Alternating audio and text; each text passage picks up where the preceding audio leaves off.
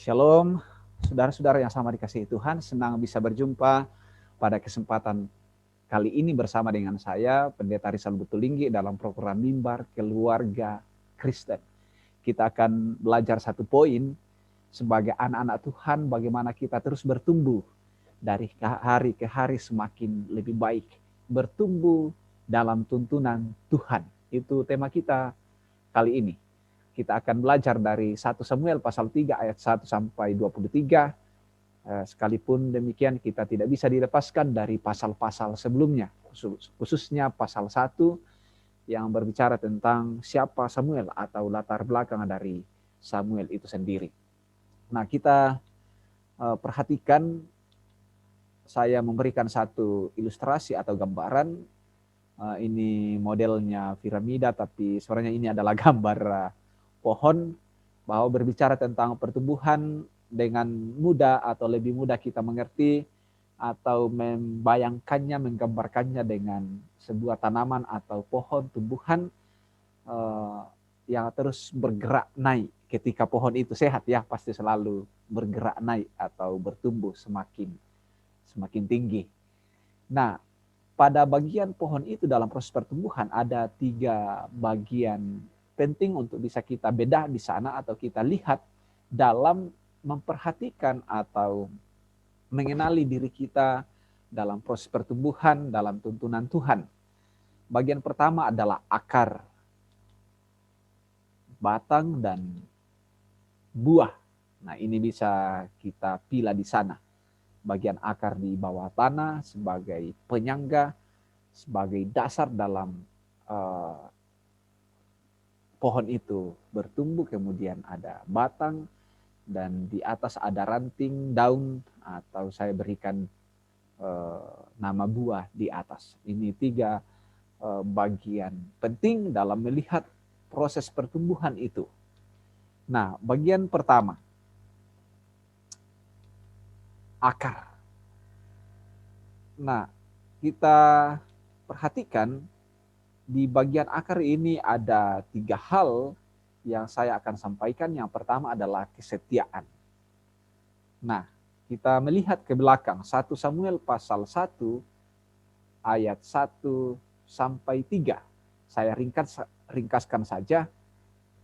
Ada seorang dari pegunungan Efraim bernama Elkana, setiap tahunnya meninggalkan kotanya untuk sujud menyembah Tuhan dan mempersembahkan korban bagi Tuhan semesta alam di Silo. Elkana ini adalah ayah dari Samuel. Dia mempunyai 2 istri, yaitu Hana dan Penina di pasal 1. Nah, Bapak Ibu saudara-saudara yang sama dikasihi Tuhan, akar di mana menjadi hal yang paling dasar di bawah untuk kemudian kokohnya sebuah pohon berdiri. Begitupun dengan kehidupan kita, bahwa dasar kita apa, akar kita apa, adalah kesetiaan. Di sini ada lingkungan yang luar biasa bagi Samuel dalam pertumbuhannya, di mana memiliki seorang atau orang tua yang beriman, yang setia di dalam imannya. Dikatakan di 1 Samuel pasal 1 ayat 1 sampai 3 bahwa setiap tahunnya orang tuanya, yaitu Elkana dan Hana, pergi meninggalkan kotanya setiap tahun, sujud menyembah Tuhan semesta alam, mempersembahkan korban di bait Allah di Silo. Nah, ini menarik. Jadi kesetiaan iman telah ditunjukkan, dipraktekkan, dilakukan oleh orang tua dari Samuel, yaitu Elkana dan Hana. Yang kedua adalah bagian dari keberimanan itu setia dan iman. Ini pondasi yang sangat fundamental. Akar, kekuatan, doa. Bahwa ketika Hana dalam setiap tahunnya itu pergi ke Silo, di sana dia diejek oleh Penina. Mengapa? Karena di 1 Samuel pasal 1 ayat 6 dikatakan bahwa Penina itu madunya punya anak, sementara Hana telah ditutup oleh Tuhan kandungannya, dia mandul. Dan setiap kali mereka ke Silo, Hana sakit hati. Hatinya pedih. Selalu dihina atau diejek oleh madunya, yaitu Penina. Karena tidak memiliki anak. Sebagai seorang perempuan yang tidak berguna, tidak berharga. Karena itu, dengan hati yang pedih, di 1 Samuel pasal 1 ayat 10, dengan hati yang pedih, ia berdoa kepada Tuhan sambil menangis terseduh-seduh. Ini, sambil menangis terseduh-seduh di dalam doanya. Hana berdoa dengan menangis, dengan mencucurkan air mata. Datang kepada Tuhan dengan rasa pedih di dadanya. Sakitnya tuh di sini. Seorang ibu yang dihina sebagai seorang perempuan yang tidak berguna karena tidak bisa melahirkan anak. Tentunya ini adalah penderitaan yang hebat ya bagi ibu-ibu ya, apalagi dalam konteks atau keadaan budaya di Timur Tengah, bahwa perempuan sudah dipandang sebagai manusia kelas 2, lalu kalau tidak punya lagi anak keturunan, dia tidak ada bedanya dengan budak. Nah, jadi mereka cukup menderita, sangat menderita. Tetapi dalam ejekan, dalam penderitaan, kepedihan itu, ketika dia dikata-katai, ketika dia dihina, apakah Hana membalas? Tidak. Tetapi dia mengambil waktu khusus setelah Elkana melakukan ritual penyembahan di bait Allah. Hana masuk, berdoa secara pribadi kepada Tuhan, membawa kepedihan hatinya. Dia tidak membalas, menghina Penina, mengata-katai Penina, menjelek-jelekkan Penina, menyerang Penina. Tetapi dia datang membawa kepedihan hatinya, pergumulan kehidupannya, datang kepada Tuhan di dalam doa sambil menangis, bahwa air mata itu tidak sekedar air mata itu merupakan gambaran dari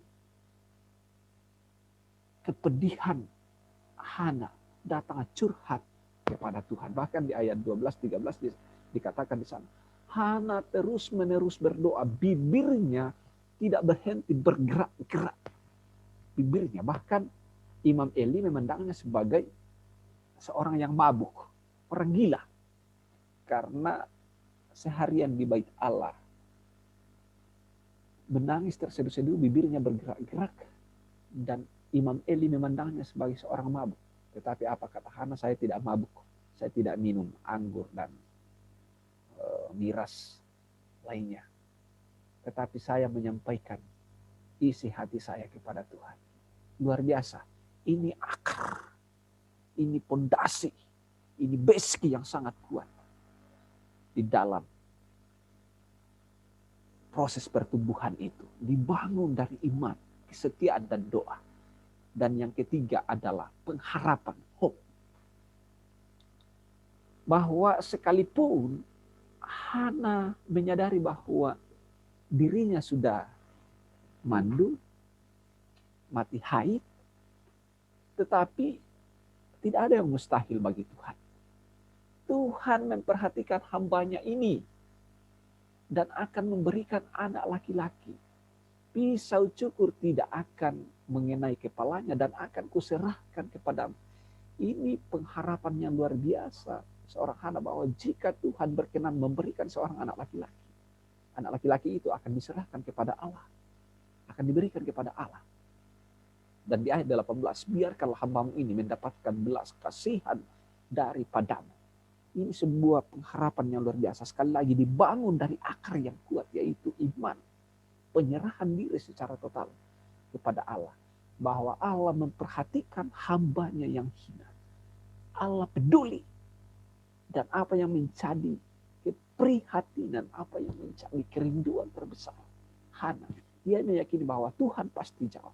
Tuhan akan memberikan. Tuhan akan mengabulkan permohonan dari Hana, yaitu seorang anak laki-laki. Dan ketika Tuhan memberikan, dia bernasar, dia berjanji bahwa akan diserahkan kepada Tuhan. Dan benar dalam kisah selanjutnya bahwa setelah disapi, cerai susu, pisah susu, anak itu dibawa ke Silo, ke Imam Eli. Hal yang kedua Bapak Ibu Saudara adalah di bagian batang. Ada apa di bagian ini? Nah, ini kemudian di 1 Samuel pasal 3, di mana Samuel dipanggil oleh Allah. Sekali lagi setelah anak itu disapi, dia kemudian dibawa oleh orang tuanya ke Silo, ke Imam Eli. Nah, di sana dalam pembaringan dalam tempat tidur, kemudian dalam tidurnya Samuel didatangi oleh Tuhan, dipanggil oleh Tuhan. Samuel, Samuel, Samuel. Di 1 Samuel pasal 3 ayat 4, ayat 6 dan 8. Dan sebagai seorang anak kecil yang tentunya belum mengenal Allah, Israel belum memahaminya, karena Allah telah mengenalnya, Samuel datang kepada Eli yang sudah tua itu, Imam Eli. Bapa, apakah engkau memanggil aku? Apa jawab Eli? Tidak anakku, pergilah tidur kembali. Sampai pada berulang ketiga kalinya. Dan Eli mengerti betul bahwa sebenarnya yang memanggil Samuel adalah Tuhan. Dan karena itu, di poin selanjutnya, menarik di sana bahwa Samuel mendengar, terbangun mendengar suara itu. Dia berulang kali memberi telinga, mendengar suara itu. Sejauh Allah datang berbicara kepadanya, Samuel mendengar 3 kali. Ketiga kalinya. Dan keempat kalinya, di ayat 9, Imam Eli mengingatkan Samuel. Ketika Imam Eli sadar bahwa yang memanggil itu adalah Tuhan, maka Imam Eli berbicara kepada Samuel.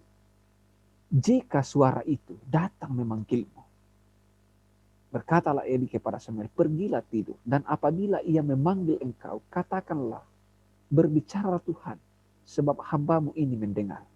Maka pergilah Samuel dan tidurlah ia di tempat tidurnya.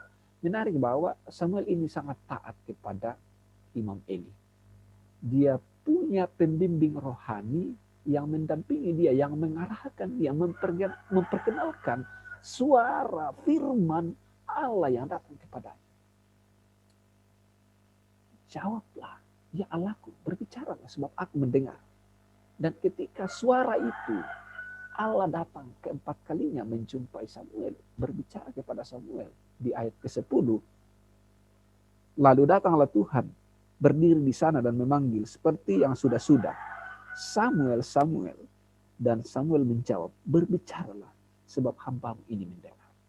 Bapak Ibu saudara-saudara yang sama dikasihi Tuhan, bahwa akar di mana ini adalah wadah, lingkungan, keluarga yang setia. Lalu kemudian diturunkan kepada anaknya, diproses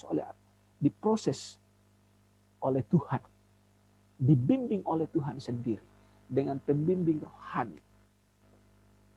guru rohaninya, yaitu Imam Eli dan juga kedua orang tuanya, Elkana dan juga Hanan. Samuel memberi telinga, Samuel memberi hati untuk siap mendengar setiap kebenaran firman Tuhan yang datang kepadanya. Ini penting Bapak Ibu Saudara-saudara, bahwa di dalam proses pertumbuhan kita, kesediaan hati, telinga untuk mendengar kebenaran firman Tuhan menjadi kunci dalam proses pertumbuhan kita menjadi orang yang dewasa, tidak sekedar fisik, tetapi iman yang terus bertambah, pertumbuhan rohani kita. Karena itu kesiapan untuk mendengar setiap kebenaran firman Tuhan, siapapun yang menyampaikan kebenaran firman Tuhan, saya kira penting bagi kita untuk memberi telinga mendengar. Yesus juga pernah mengingatkan, siapa yang bertelinga, hendaklah mendengar. Bahwa firman Tuhan itu perlu untuk kita dengar. Apa yang kita dengar perlu untuk kita dilakukan di bagian batang ini dalam proses pertumbuhan rohani seseorang. anak-anak Tuhan. Firman yang kita dengar dari pembimbing-pembimbing rohani, dari guru-guru rohani kita. Baik itu orang tua, orang-orang di sekitar kita, atau guru-guru spiritualitas kita. Kita harus mendengarkan dan terlebih melakukannya. Saudaraku, orang tuaku, saudara-saudaraku adalah mereka yang mendengar firman Tuhan dan melakukannya. Ini Tuhan Yesus pernah ingatkan kepada murid-muridnya bahwa saudara-saudaraku, orang tuaku adalah mereka yang mendengar dan melakukan firman Tuhan. 1 Samuel pasal 3 ayat 17-18. Allah akan menghukum engkau karena anakmu telah menghujat Allah. Ini disampaikan oleh Samuel kepada Imam Eli ketika Imam Eli mendesak Samuel di pagi hari ketika dia bangun. Apa yang Allah sampaikan kepadamu? Apa yang difirmankan kepadamu? Dan sebagai orang yang sungguh-sungguh bertumbuh di dalam kebenaran firman Tuhan, dia tidak akan pernah takut untuk memperingatkan, untuk menyampaikan kebenaran kepada semua orang, termasuk orang yang telah menjadi guru spiritualitasnya atau pembimbing rohaninya, yaitu Imam Eli. Apa yang dikatakan? Ketika Imam Eli mendesaknya, Samuel menyampaikan kebenaran itu bahwa Tuhan akan menghukum engkau. Karena anakmu telah menghinakan Tuhan, telah makan makanan yang seharusnya menjadi bagian daripada Tuhan, telah menghinakan Tuhan, telah merendahkan Tuhan, meja Tuhan. Hofni dan Pinehas ini disampaikan. Jadi orang yang bertumbuh dalam kebenaran, orang yang bertumbuh dalam firman secara rohani, dia akan tekun mendengar, melakukan firman Tuhan, menyampaikan kebenaran firman Tuhan bagi siapa saja. Tidak akan takut untuk memberitakan, menyampaikan penghukuman bagi orang-orang yang telah dinyatakan bersalah oleh Allah sendiri. Saudara-saudara yang sama dikasihi Tuhan, siapapun kita butuh untuk mendengar. Kita butuh pembimbing-pembimbing rohani kita. Karena media, saat ini media begitu mudah kita akses. Berbagai pengajaran-pengajaran dari sana. Tetapi sekali lagi itu tidak cukup. Itu bisa justru berbahaya bagi kita. Ketika kita tidak arif untuk menyaring informasi pengajaran-pengajaran yang ditawarkan oleh media. Karena itu sekali lagi kita butuh guru rohani. Pembimbing-pembimbing spiritualitas pribadi kita. Poin yang ketiga adalah buah. Bagaimana pertumbuhan iman itu tidak sekedar bertumbuh tetapi berbuah. Bagaimana iman yang berbuah, anak-anak Tuhan yang berbuah. Di sini dikatakan di ayat 19, 1 Samuel pasal 3 ayat 19, dan Samuel bertambah besar dan Tuhan menyertainya, memberkatinya, dan tidak satupun firman itu gugur. Dan Samuel makin besar dan Tuhan menyertai dan tidak ada satupun dari firman-Nya itu yang dibiarkannya gugur. Jadi Samuel bertumbuh di dalam kebenaran firman Tuhan, dia memegang teguh firman Tuhan itu dan Allah menyertainya. Inilah buah. Samuel dibimbing oleh Tuhan, dituntun oleh Tuhan dari masa lahir, bahkan dalam pergumulan yang hebat ibunya untuk memperoleh Samuel, bertumbuh dalam bimbingan Tuhan lewat Imam Eli, dan kemudian dia setia dalam menaati kebenaran-kebenaran firman Tuhan. Kita bisa menyaksikan dalam kisah selanjutnya, Samuel dia dipakai oleh Tuhan untuk mengurapi raja yang pertama dari Israel, yaitu Saul, dan juga mengurapi Raja Daud, dan berbagai tindakan-tindakan yang luar biasa ditunjukkan oleh Samuel dalam ketaatannya kepada Allah di tengah-tengah bangsa yang telah dipilih khusus oleh Tuhan, yaitu Israel. Jadi buah dari kesetiaan, buah dalam pertumbuhan iman adalah hidup dalam penyertaan Tuhan itu sendiri dan menjadi berkat bagi orang lain. Luar biasa. pendamping atau menjadi guru, penasehat Raja Israel. Ini luar biasa. Seorang anak Tuhan yang bertumbuh dalam pengenalan yang benar akan Tuhan. Nah karena itu Bapak Ibu Saudara-saudara yang sama dikasihi Tuhan. Pertumbuhan di dalam Tuhan itu akan tampak melalui pengenalan dan pemahaman. Seorang yang bertumbuh semakin hari akan semakin mengenal Tuhan. Bahwa pertumbuhan itu bukan persoalan berapa usia kita. Sudah berapa tahun kita menjadi Kristen. Sudah berapa jabatan gerejawi kita duduki. Apa posisi kita. Dan lain sebagainya. Seberapa lama kita menjadi penatua diaken. Atau bahkan menjadi hamba Tuhan pendeta. Bukan itu. Tetapi sejauh mana kita terus menerus bertambah-tambah dalam pengenalan akan kebenaran Allah. Semakin sadar tentang siapa Tuhan kita yang mengasihi dan telah menyelamatkan kita. Pengenalan itu juga berkaitan dengan pemahaman, semakin memahami mengapa menjadi orang Kristen. Nah kesadaran ini penting bagi kita bahwa semakin kita mengerti, semakin kita memahami bahwa kita ini adalah orang yang tidak berguna. Orang yang telah rusak. Tetapi karena kasih karunia Tuhan yang memanggil kita, membimbing kita. Sehingga kita boleh menjadi orang-orang yang telah besar di dalam penyertaan Tuhan. Mari Bapak Ibu Saudara-saudara. Pertanyaan penting untuk kita terus menerus kobarkan dalam diri kita. Untuk terus kita renungkan setiap saat adalah apakah kita sudah mengalami pertumbuhan? Apakah kita mengalami pertumbuhan? Atau jangan-jangan kehidupan kita stagnan atau semakin rapuh, semakin mundur, semakin jauh dari pengenalan yang benar akan Tuhan.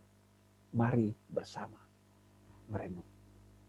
Ada satu lagu sekolah minggu yang sangat menarik dalam mengakhiri perjumpaan kita saat ini. Bagaimana kita bertumbuh dalam tuntunan Tuhan. Ada pujian sekolah minggu. Baca kitab suci. Baca kitab suci, doa tiap hari, doa tiap hari, doa tiap hari. Baca kitab suci, doa tiap hari kalau mau tumbuh. Kalau mau tumbuh, kalau mau tumbuh, glory haleluya, baca kitab suci, doa tiap hari kalau mau tumbuh.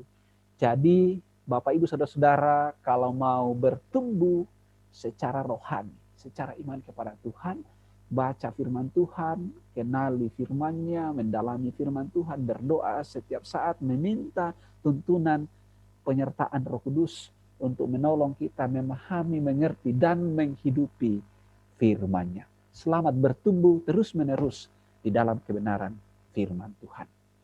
Amin. Tuhan Yesus memberkati.